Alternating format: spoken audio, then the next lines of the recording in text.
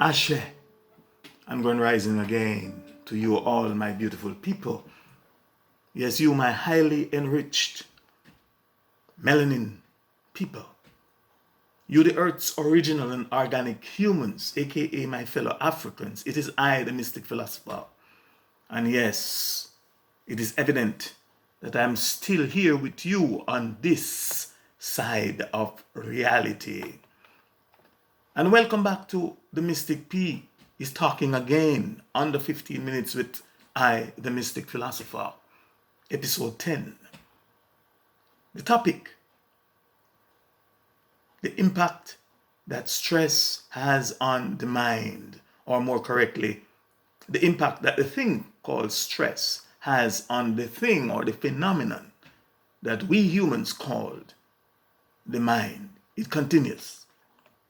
Now, for the record, let me be the first to admit to you, my people, and to the world that I know nothing. That I know nothing. And how do I know that I know? That I know? That I don't know nothing or anything for that matter? It's because thinking tell I so, or if you prefer, it's because thinking tells me so.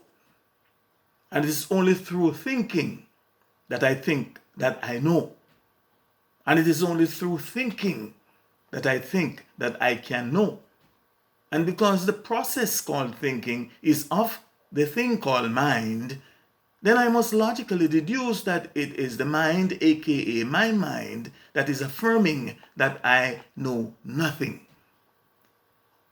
For without thinking, what do I know? And without the mind, what do I know? And please ask yourself these questions. 1, how do you know that you know? And how do you know that you don't know? And 3, without thinking, what do you know? Or without you personally thinking, what do you know? And without thinking, the process called thinking of the mind, how do you know that you don't know? Or how do you know that you know?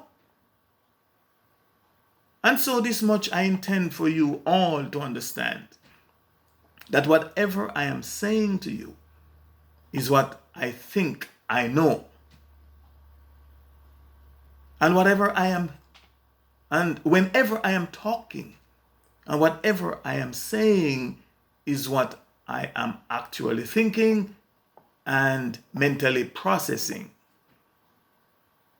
Now, for the purpose of this discussion, let me give you a brief perspective of what I think this thing called mind, aka the mind, through which I think is, or what the mind, aka my mind, is telling me, or telling I, the Mystic Philosopher, that it is, and how we can have a basic understanding, understanding, and overstanding of it.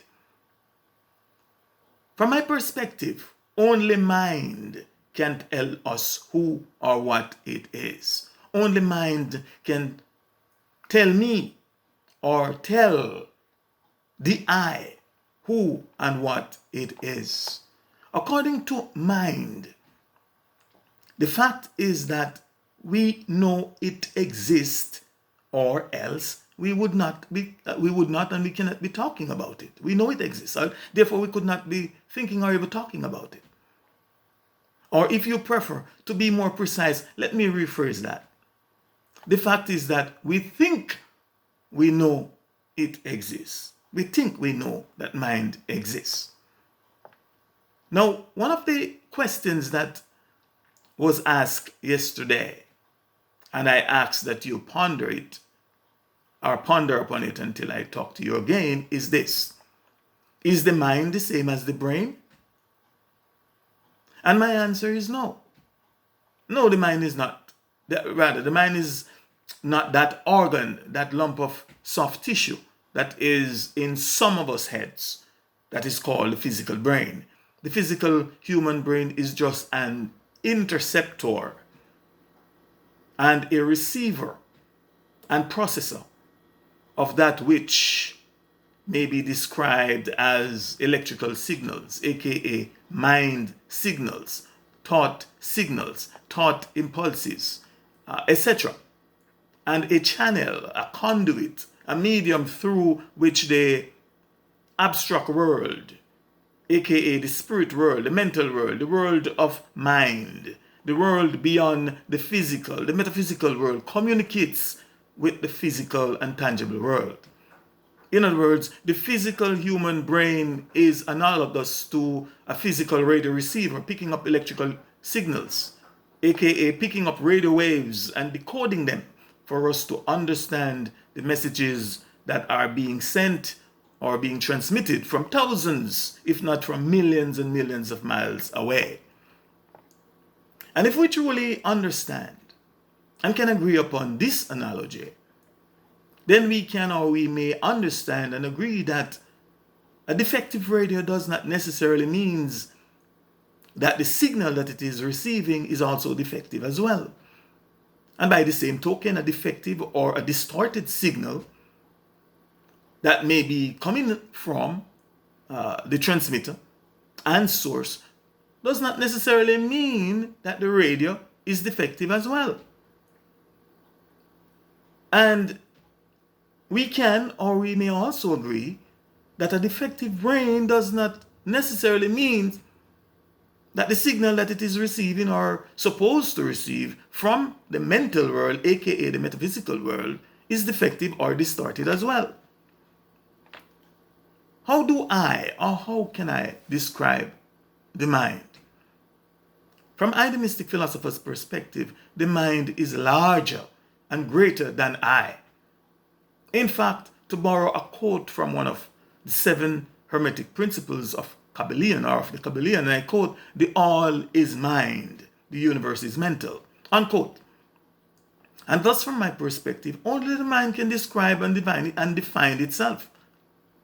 I personally think that it is very presumptuous, to say the least, for any of us humans to try, let alone claim, that we can definitively and conclusively describe, define, and explain the thing called mind, aka the mind.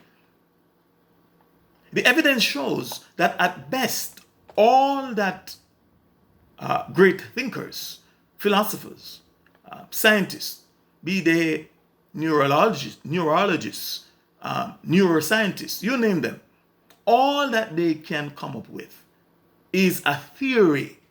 And please note, not a proven fact, but a theory about the mind. But none can definitely or definitively answer any or all of the aforementioned questions about this thing, this phenomenon called the mind.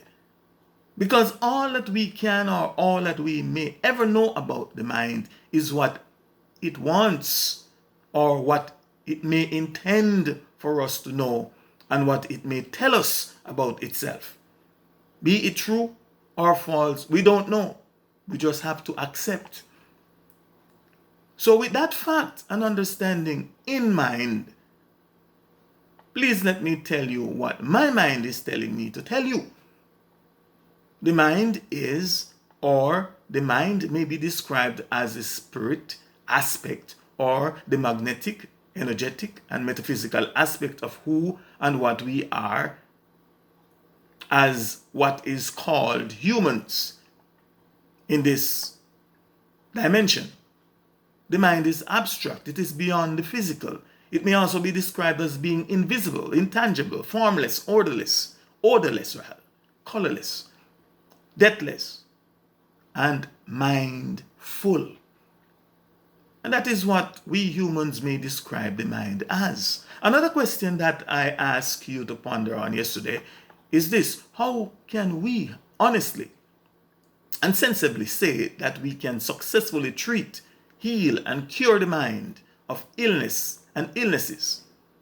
Or that we are treating, healing, and curing the metaphysical mind, aka spirit and energy, a thing that is abstract, beyond the physical, a thing that is invisible, intangible, formless, odorless, colorless, etc.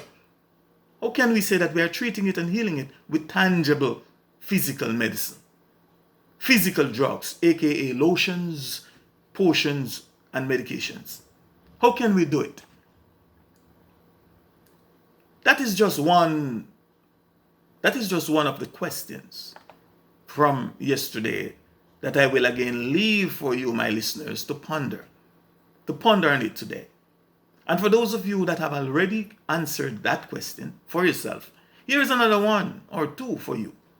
How can you diagnose the mind using physical instrument? If the mind is what I have described it to be earlier, how can you define it? How can you diagnose the mind using physical instruments? Or how can you diagnose metaphysical and spiritual problems using physical instruments? Just some food for thought. Now please join me if or when next I am talking again, possible tomorrow in episode 11, where and when I will be picking up from where I left off here, talking and focusing on stress on the mind, or more correctly, the impact that this thing called stress has on the thing or the phenomenon that we call the mind. In the meantime and between time, please remember, my people, yesterday is history. It too is dead and gone, no more to come back. Tomorrow is a mystery. It too may never come, but today is a gift, which is why we call it the present day. And so I am hereby imploring you to live for today. By live, I mean claim your natural birthright.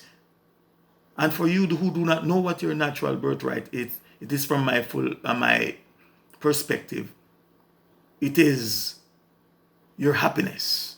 So full joy today and hope for tomorrow, which, as I've said before, may never come.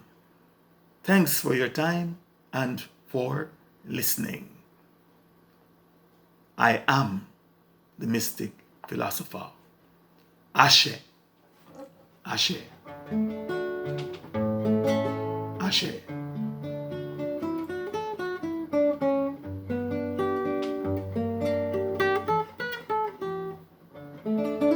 Ashe, I say.